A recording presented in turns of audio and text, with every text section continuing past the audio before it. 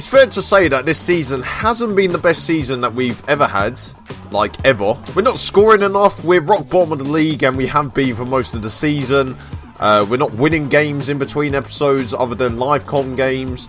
So yeah, it's been a fantastic season for you to watch, but not for me to manage. But things have changed a bit, and I've looked at the underlying problems, and I think I may have sorted out our season after all. To recap the last episode, we did play Burnley at home, and a Pione Sisto free kick in the 89th minute gave us an undeserved 1-0 win over the Giants that are Burnley, and that actually galvanised our season after that. Well, I say galvanised, it's just I lost less games in between that episode and this episode. But yes, we've only lost 2 games in between the Burnley game and the Man City game, which we will be focusing on in this episode, and that was away to Southampton.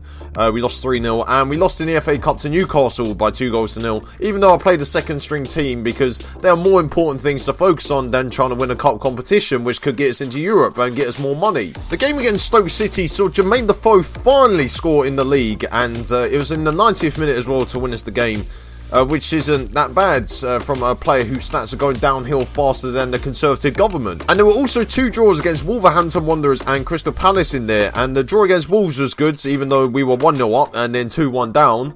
Before Godfred Donsar scored yet again this season, although it was a deflected effort.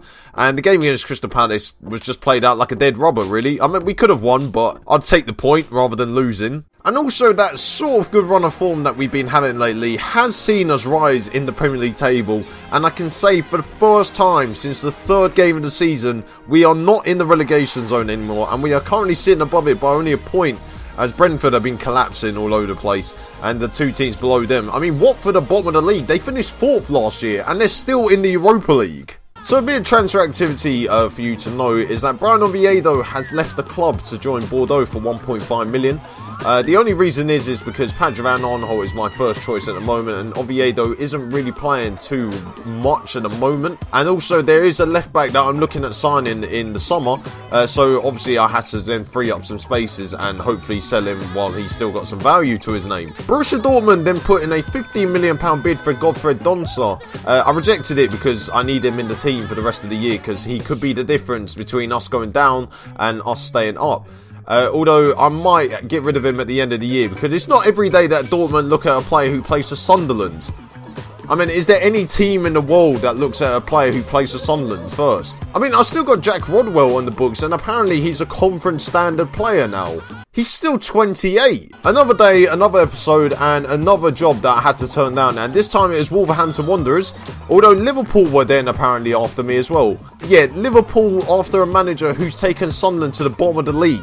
Yeah, I'm sure that's realistic. Now, after Gordon Strachan was sacked as Watford manager, I got an email saying that they wanted to meet me about the possibility of becoming the new Watford manager. I mean, they're in Europe, but they're bottom of the league. Why am I going to leave a team that I took bottom of the league and then took out of the relegation zone to a team who are now bottom of the league? How would that make sense? Then again, this series doesn't really make sense, and half the signings I make, no one seems to understand. Which does move us into the new signing that I've made on deadline day, and Ross Barkley was put on the transfer list at Everton on the final day of the window, and I put in a loan offer for him and he decided to reject me, which means that the player that I've now brought in to play attacking midfield for me, hopefully this season, is Ricky Alvarez from Sampdoria on loan for the rest of the year.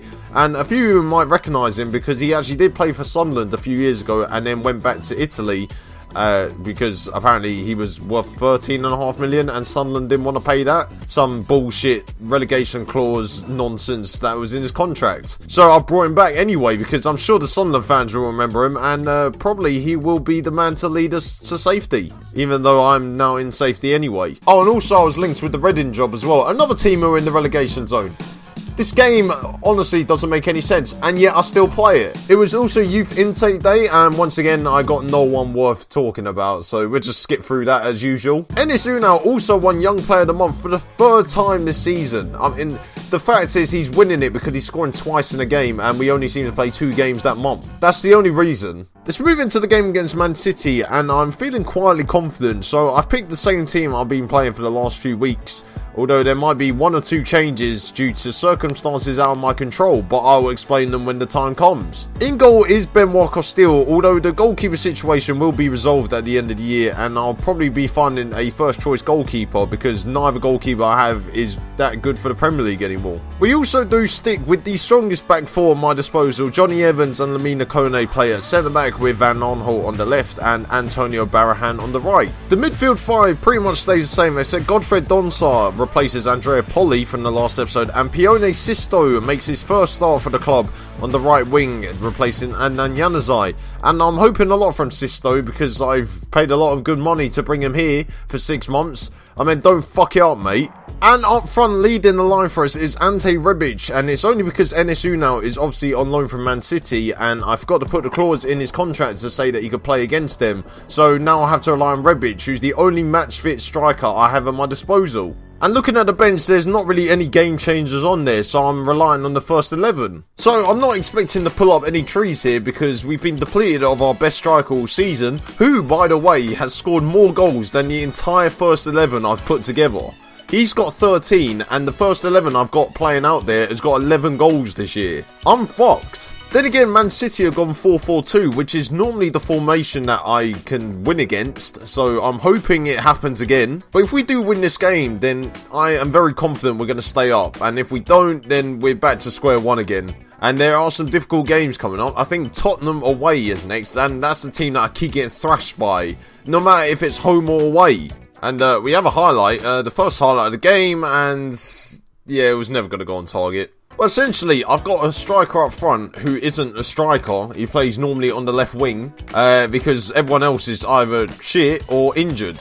So, yeah, I might as well just take a nil. I'll be happy with a 0-0. And it's 1-0 to Man City. I mean, it's great timing. Well done! That's game over. We're not coming back. If we do manage to miraculously stay up, then I would love to improve this side all over the pitch, because there's no way I want to get into another relegation battle. We have been bottom of the league for mostly the entire season so far, and this is probably the first time that I've actually been outside it. It's really been a very dull game.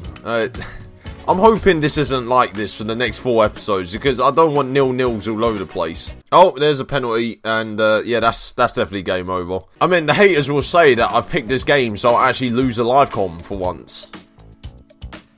Oh, Costil saved it! Okay, we might not lose then. We could still win. Aguero's missed the penalty. How was that happened? Oh, great. So now Rebic is injured, who's my striker, which means I'm going to have to rely on Jermaine Defoe, who my coaches are saying is only championship standard now. I've got a championship standard striker up front against Man City. You couldn't make this up. Yeah, I might have also just realised that Jermaine Defoe's not match fit because he's not playing for the under-23s. And Defoe, oh, it's straight Joe Hart. That's the first shot we've had on target in the entire game, and it was falling to Jermaine Defoe. That is why he's championship standard, because he should have put that away. We have an opportunity to score, and Defoe is in. Jermaine Defoe puts it over. This is why he's championship standard. Why on earth am I having to rely on Jermaine Defoe? Well, it looks like we're going to lose to Man City, and that 1 goal from Alvaro Morata is going to be the difference. Oh, no, it's 2-0. Simone Zaza scored against me now. Simone Zaza, the bald-headed bloke who couldn't play for West Ham that regularly. Yeah, for some reason he plays for Man City in this game, and he's scored against me. This FM series generally is one of the worst that I've ever had to play in. I mean, Simone Zaza scoring against me. I mean, Man City don't deserve that second goal. And it looks like that brings to the end of the game. We've lost 2-0 to City, which isn't good for our survival hopes, especially with Tottenham away next. I mean, write in the comments below whether you think I'm going to go down, because we've got 4 more episodes of this season alone to play through. 2 games an episode, 8 games left. I mean, it could end up any way at the moment. Oh, great, we've lost Lamina Kone for 4 weeks as well. Just end the series. Just end the series.